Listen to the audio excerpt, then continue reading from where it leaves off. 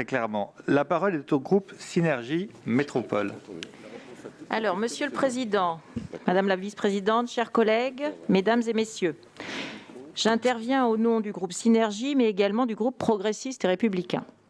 Alors que nous n'avons toujours pas débattu du schéma de développement des collèges, du contenu de la PPI ou du plan métropolitain d'insertion, pour ne citer que quelques exemples, nous nous réjouissons de découvrir ce premier schéma de développement du tourisme responsable. Mais s'agissant du contenu, rien de nouveau sous le soleil. Ce schéma ne fait que lister bon nombre d'actions qui sont déjà à l'œuvre sur notre territoire et enfiler de bonnes intentions comme on pourrait enfiler des perles sur un collier.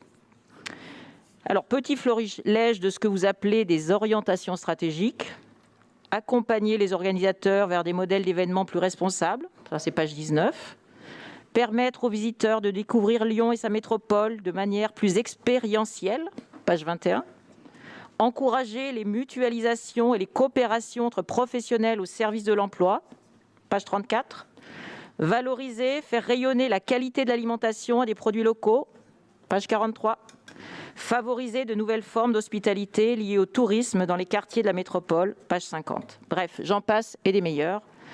Tout cela est assez fumeux. Jamais la question du comment n'est même qu'ébauchée. Alors, par ailleurs, ce document n'est pas sans contradiction, comme l'a souligné mon collègue. En page 16, vous indiquez souhaiter continuer à promouvoir la destination sur les marchés accessibles en train. Et 2 lignes plus bas, poursuivre la promotion sur le marché nord-américain.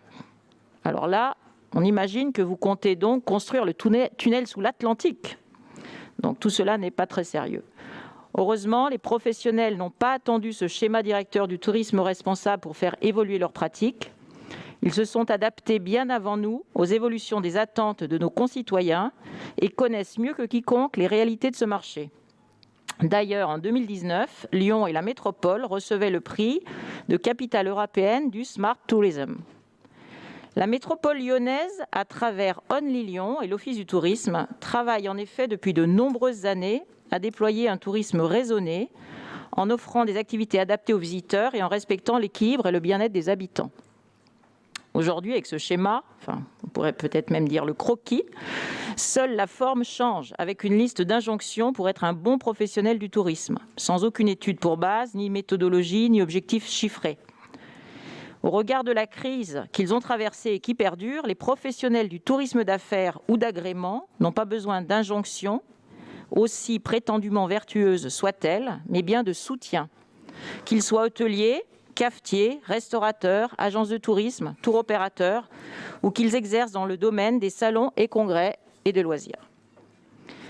Dans ce contexte exceptionnel, le risque de repli sur soi est grand. Si le tourisme de proximité est une opportunité, si le cyclotourisme est sans aucun doute un levier intéressant, ils ne peuvent pas constituer la colonne vertébrale de notre modèle de développement touristique. Notre métropole doit au contraire conforter sa place sur la scène internationale en tant que destination touristique de premier plan, tout en développant un tourisme raisonné.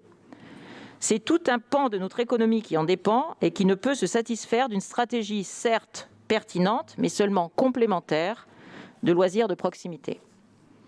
Donc je vous rappelle en effet les quelques chiffres de 2019, avant crise, qui doivent rester nos références. Et les index qui évoluent pendant la crise n'ont quand même pas beaucoup de valeur.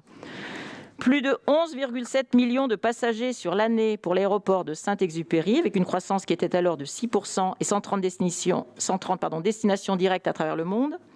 La clientèle étrangère représentait 52% du total, selon l'Office du tourisme. La métropole enregistrait plus de 8,5 millions de nuitées marchandes et surtout le tourisme représentait 38 000 emplois, soit 6% des emplois de la métropole. Alors, si nous voulons que le tourisme reste un facteur de développement économique, un vecteur d'activité et d'emploi non délocalisable, il est essentiel, au-delà du contexte exceptionnel que nous connaissons actuellement, que nous préservions notre activité touristique et non que nous la contraignions. C'est tout un écosystème que nous devons accompagner et non pas fragiliser.